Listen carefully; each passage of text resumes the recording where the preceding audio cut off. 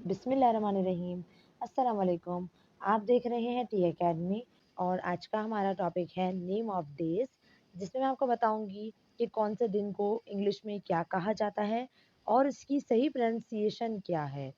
तो वीडियो को लास्ट तक ज़रूर देखिएगा, लेकिन उससे पहले आप मेरा चैनल सब्सक्राइब ज़रूर कर दें। पीर को कहते हैं मंडे। मंडे। मंगल को कहते हैं ट्यूसडे। ट्यूसडे। बुध को कहते हैं वेंसडे। वेंसडे। जुमेरात को कहते हैं थर्सडे। थर्सडे। जुम्मे को कहते हैं फ्राइडे। फ्राइडे।